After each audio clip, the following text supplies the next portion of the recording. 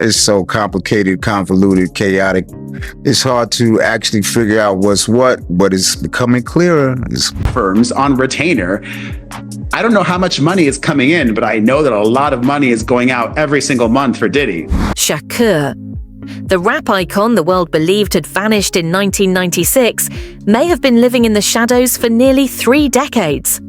And now, explosive reports claim he's preparing a comeback with proof that could shake 2 of hip-hop's biggest giants, Jay-Z and Diddy.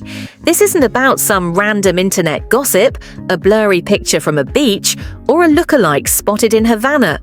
This is about whispers from investigators, sudden moves from the FBI, and a flood of sources saying the game is on the edge of a major shift, not with music dropping, but with a takedown. I felt like, they had a whole lot of potential. Jay was more quiet. But I mean, I learned that Jay was being quiet because he was taking notes. He was taking notes, observing everything, taking it all in. Because, sometimes you're around and you're watching to see things to do. For years, the world accepted the Vegas drive-by as Shakur's final chapter. 4 shots fired, a desperate race to the hospital, 6 tense days suspended between life and death, then silence. But almost 30 years later, the board is reset, and the pieces are moving in ways no one saw coming. As Jay-Z and Diddy wrestle with trials and headlines, a rumor surfaces so explosive the word return doesn't even cover it. The tale is both shocking and strangely logical. Shakur never vanished by chance. He played the game smarter. He slipped into the dark, not to hide, but to collect evidence sharp enough to burn down the very empires accused of plotting his erasure. And if the newest leaks carry any truth, the FBI hasn't cornered him to arrest, only to weaponize his story against Jay-Z and Diddy at the very moment their kingdoms sway under lawsuits and indictments. Jay-Z, I heard that no one really wanted to sign him when you were shopping him around the record labels. Is that true? Yeah. This was, I want to say, 90, 91 maybe. We recorded some songs, probably about 4 or 5 songs on Jay-Z, and shopped them to several different record labels, and they all passed. This isn't just internet chatter anymore. Reports are surfacing from deep inside the music world and federal corridors, the kind of circles that never speak unless the files are real. Multiple insiders claim federal agents have already approached Shakur or someone tied to him for hard proof. Documents, taped calls, financial records, even surveillance reels that could tie Jay-Z and Diddy not only to shady deals, but to the orchestration of the Vegas shooting that rewrote hip-hop history. And here's where speculation turns into something far heavier. Those same sources insist sealed evidence from the 1990s, once thought erased, has been matched against new intelligence allegedly supplied by Shakur or his closest allies.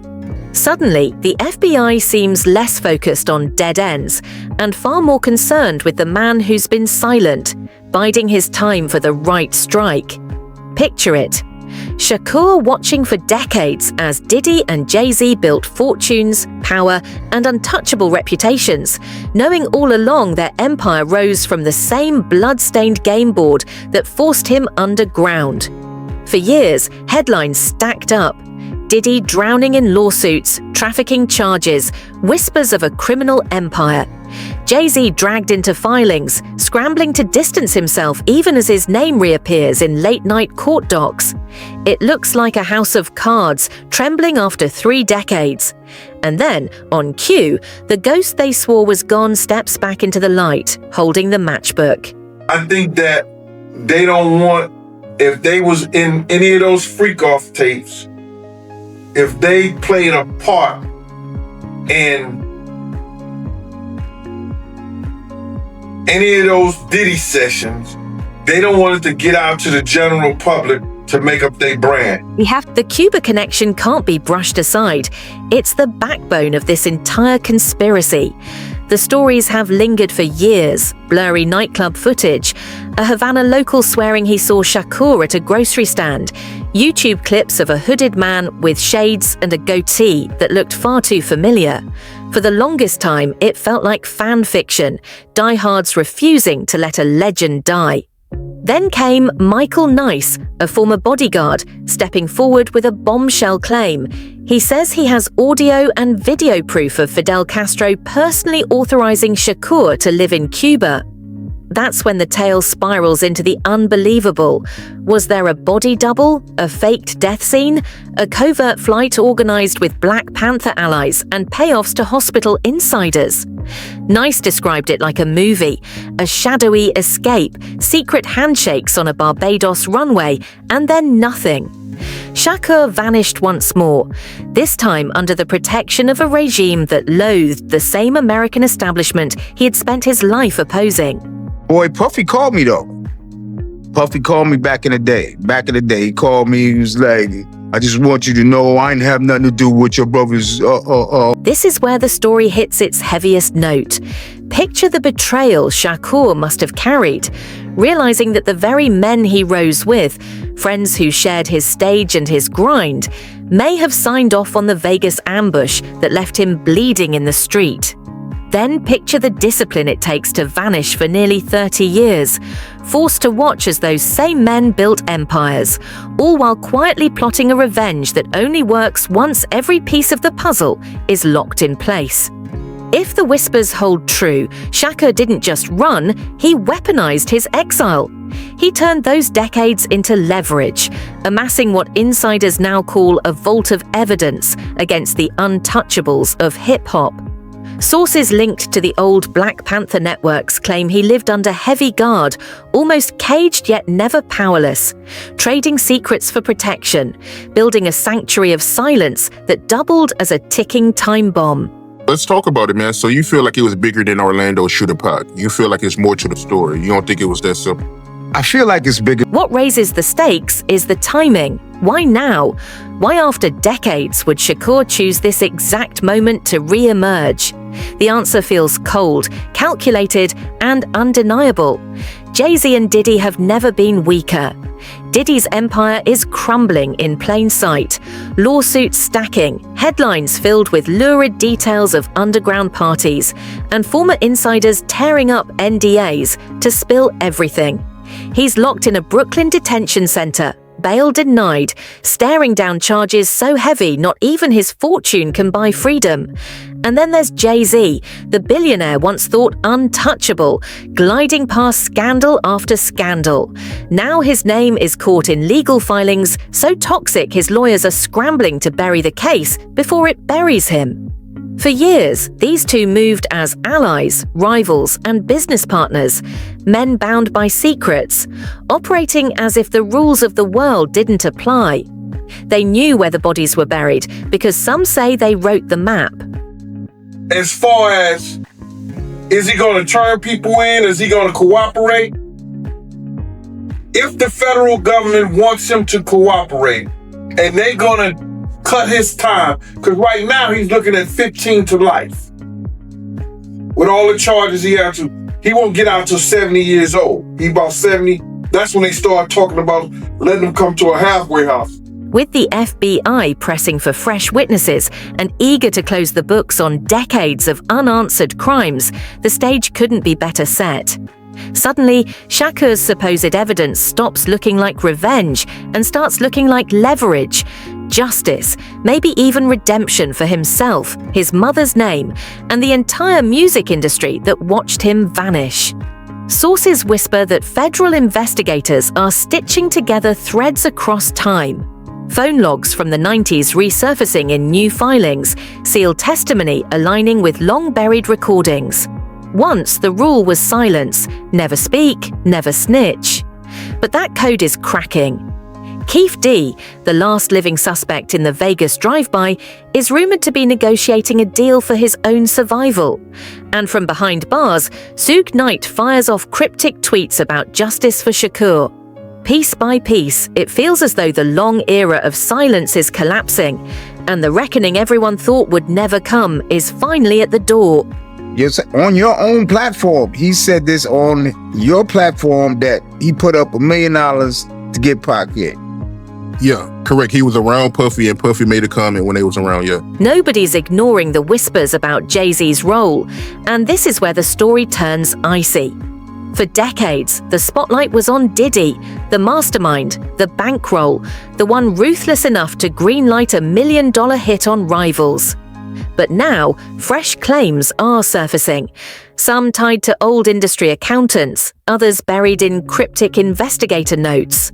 Allegedly, financial trails have emerged linking Jay-Z's circle to names connected with the Vegas attack. Intercepted calls from the weeks before Shakur's disappearance have reportedly been cross-checked with Jay-Z's movements, painting him not as an observer, but as a silent partner, positioned to step into power once Shakur was gone. Could it be that the kingmaker idolized for rebuilding hip-hop after the chaos was orchestrating from the shadows the entire time? The chatter isn't just coming from bitter rivals. It's echoed by ex-security contractors, former death row insiders, even retired agents pointing to anomalies in Jay-Z's timeline around the shooting. If true, the man who rose higher than anyone in hip-hop may have built his empire on a darker foundation than we ever imagined. And now the stakes are at their peak. If Shakur really holds the proof, if he's ready to deliver it to federal hands, then we're not just bracing for a twist in history, we're staring at the possible fall of hip-hop's most untouchable dynasty. I don't think they are scared of him. I think they more so, they don't want him to embarrass their reputation and things that they've been known for. You understand? We've all heard the tall tales before. Shakur in Havana, Shakur slipping into a nightclub in B's, even a laughable snapshot of him beside Beyoncé that screamed Photoshop. But this time, it's not the sightings that matter, it's the context. Diddy's empire is already burning. A criminal indictment, graphic accounts of forced freak-off parties, decades of pay-to-play whispers now dragged into daylight. The press brands him hip-hop's Jeffrey Epstein, with his own loyal bookkeepers keeping the secrets. At the same time, Jay-Z's legal team scrambles on defense, hurling claims of blackmail, tearing at the credibility of accusers, filing motion after motion to stall what feels unavoidable. Two men who once clinked glasses at the Rock Nation brunch now look fractured, retreating into their own corners. And for the first time, they don't look untouchable. They look rattled, maybe even afraid. If that's part of the indictment, that's almost like a blackmail. He was blackmailing people to be in the freak-offs. So that's federal. That could be federal. That's a federal charge. He can't blackmail people to say, yo, listen here, you did it once and you're going to do it again. That ain't going to make it with the government or nobody. Meanwhile, the old clues start to feel different. Suge Knight's cryptic interviews, Shakur's mother hinting that her son chose to slip away quietly, the posthumous albums under the Machiavelli persona, named for the strategist who faked his own death to outmaneuver enemies. Every fragment now pulses with new meaning. Why did the coroner's report bungle basic facts? Why did the man who handled the cremation vanish the very next day? Why did Havana locals keep insisting they'd seen a famous American rapper in their streets? Decades later, with the FBI reportedly combing through every scrap of evidence, surveillance tapes, payment ledgers, informant notes, the pressure is building. Hip-hop has always thrived on the blurred line between myth and reality, but in this case, the divide seems to collapse entirely. What once felt like fan fiction now reads like a playbook. Jay-Z and Diddy, men who turned success into legend, now look cornered by a past they thought was buried in Vegas sand. And somewhere in the dark, whether in a Cuban flat or just beyond the camera's eye, the figure they tried to erase may still be watching. The empire that silenced him is cracking, the FBI is circling, and the evidence is piling up. If Shakur is truly alive, and if he really holds the proof, then the question is no longer whether the untouchables fall, But how fast? And mad still that my brother, first of all, that's the One thing is clear. If even a shred of these rumors proves true, the fallout won't stop with Diddy or Jay-Z. Whispers already point to a widening net. Accomplices, lawyers, managers, assistants, even ex-bodyguards suddenly facing subpoenas or slipping quietly out of the country. Industry elites who once lived like kings are now scrubbing social media, swapping phones, cutting ties, desperate to vanish before federal agents knock on their doors. The old code of silence has shattered, and everyone feels it.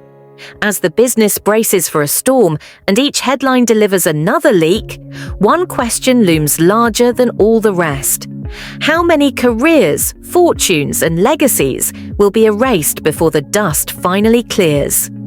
but I'm still a little suspicious about the timing and how it's all. And now, as the dominoes fall one by one, the world is watching the dismantling of an empire once thought untouchable. This isn't just two superstars tangled in scandal, it's the slow implosion of the very institutions that shaped 3 decades of pop culture. Diddy, once the king of Hamptons mansions and all-white parties, now sits in a concrete cell, awaiting a federal trial that threatens to drag every buried secret into the open. Human trafficking, racketeering, abuse, even the phrase criminal enterprise now shadow his name in every headline, while his lawyers burn cash trying to seal cracks too wide to close. Each new lawsuit brings fresh chaos. Insiders racing to cut deals, victims stepping into the spotlight, whispers of hidden files ready to surface. Nobody knows who will flip next or how deep the rot really goes. For a man who once controlled the narrative with a tweet or a flashy clip, Diddy suddenly can't buy silence. The noise is deafening, and it's only getting louder. Now, I ain't trying to say that's some kind of conspiracy, and maybe some other shit was going on, or this, that, and the third. But brother, he had that conversation with K. Slade 2 weeks before he was murdered. Meanwhile, Jay-Z, the blueprint of modern moguldom, is learning that even the tallest penthouse can rest on a glass floor. Civil suits stack higher by the week, each threatening to pry open years of guarded records and private conversations. The filings alone would keep any crisis team sleepless. But the real danger is the public mood. Fans who once celebrated every power move are now combing through timelines, lyrics, and photos, searching for the moment success crossed into conspiracy. His defense swings wildly, one day claiming he's the victim of blackmail, the next quietly distancing himself from the partner he once called brother. But if Shakur's rumored cache of evidence surfaces, it won't just tarnish Jay-Z's name, it could dismantle the carefully polished version of hip-hop history he's sold for decades. And no brand consultant alive can patch that kind of wound. Picture the aftershocks. 2 men once untouchable, billionaires with beverage lines, fashion empires, and influence stretching from Wall Street to the White House, exposed as architects of betrayal. This isn't gossip or a celebrity flameout. It's the kind of revelation that could erase catalogs, force award shows to rewrite history, and send corporate sponsors running. Years of mentorship programs, charitable ventures, and legacy-building projects could crumble overnight, replaced by the truth behind the headlines. And if that truth arrives hand in hand with Shakur's long-anticipated return, the fallout won't just rock hip-hop. It will shake the foundations of global culture itself.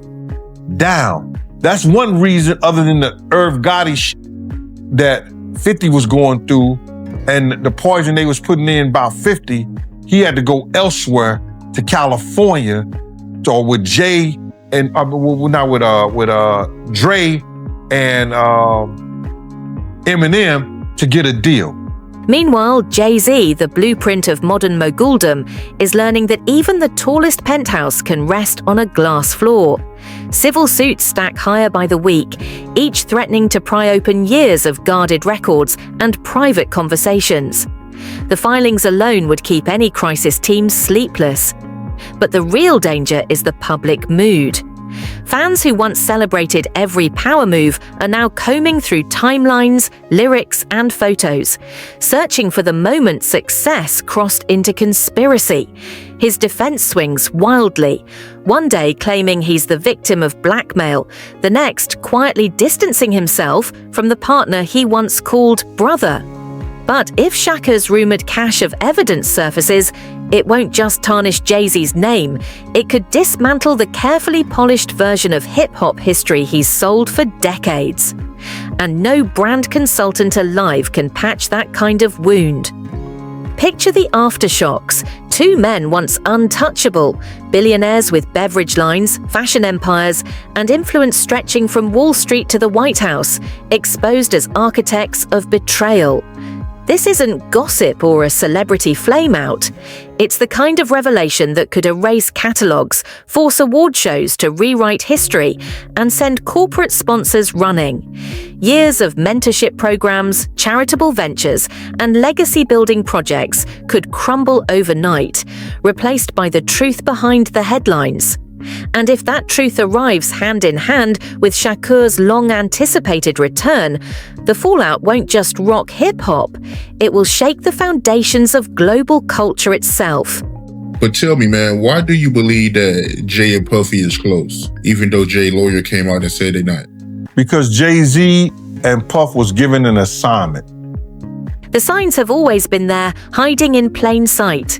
Lyrics laced with betrayal, lines about revenge, images that blur the line between myth and reality. In one haunting photo, Shakur's stare seems to challenge us, daring us to see through the illusion. The rumors that never died, sightings in Havana, Suge Knight's cryptic words, a bodyguard's claim of Castro's protection, all start to click into place when viewed together. For years, skeptics leaned on the gaps in logic. The flawed coroner's report, witnesses who vanished, the endless stream of posthumous albums that felt less like tributes and more like messages. Was the Machiavelli persona a code all along, a signal that he wasn't finished yet? That possibility now grips the industry with unease. If Shakur staged his own escape, then the Vegas story unravels completely. Was the drive-by manufactured? Were the hospital scenes staged? Was his disappearance not tragedy, but the greatest act of performance in music history? Or the last desperate play of a man who knew the trap was closing? Even the loudest skeptics now rewind old footage, scanning for the clue they missed, the detail that could turn the entire legend inside out. Open doors, they laid the blueprint for me, and they're not here anymore. So I always want to make sure that, through me, you know what I'm saying? Through all of us, so that. And what about hip-hop itself? The legacy of Shakur versus Biggie, West Coast against East Coast, was meant to be remembered as an artistic rivalry, not a blood-soaked cover story. Yet as Diddy's empire collapses and Jay-Z's name appears in federal filings, the question grows darker. Were the roots of modern hip-hop planted in a conspiracy more sinister than the lyrics ever suggested? It's no longer just about who pulled the trigger, it's about who knew, who stayed silent, and who built fortunes while the rest of the world grieved. The silence from the top is chilling. Beyoncé and other A-list allies, once eager to share stages and charity galas with Jay-Z and Diddy, are suddenly nowhere to be found. The celebrity circles that once brimmed with invitations and photo ops have shrunk to a few uneasy loyalists. And the music press, long accused of protecting its golden icons, is finally sharpening its teeth, digging through contracts, uncovering payouts, and speaking with insiders who spent decades too afraid to break ranks. There's no playbook for surviving a storm like this, especially when the legend you tried to bury may be preparing to return, this time carrying the receipts. They're bang, and I was big man. That was the extent of our beef. Insiders say dread is spreading through the major labels. Whispers suggest the FBI is preparing a sweep of indictments that could stretch far past Diddy and Jay-Z. Investigators are mapping offshore accounts, tracing phone logs, and pulling threads that could drag in producers, handlers, even high-level executives who once believed their names would never surface. A former Def Jam manager put it bluntly, "If Pac has the tapes and the feds have the leverage, it's going to be a bloodbath in the boardrooms." The fear isn't just humiliation, it's the collapse of entire fortunes built on smoke and mirrors now starting to crack. And hanging over it all is one final question. If Shakur steps into the light, evidence in hand, how does history change? Do we strike Diddy and Jay-Z from the pantheon? Do we crown Shakur as the ultimate survivor or confront the price of his decades of silence? Or could it all be the final illusion? The last masterstroke from an artist who blurred myth and reality until we couldn't tell them apart. Named Diddy 77 times in court documents related to Tupac's. The FBI circling back, Jay-Z drowning in lawsuits, Diddy's empire crumbling under the glare, and the constant murmur of Shakur's return. It feels like hip-hop is bracing for its ultimate reckoning. We could be days, weeks, or months away from a detonation that makes the East Coast-West Coast war look like a warm-up.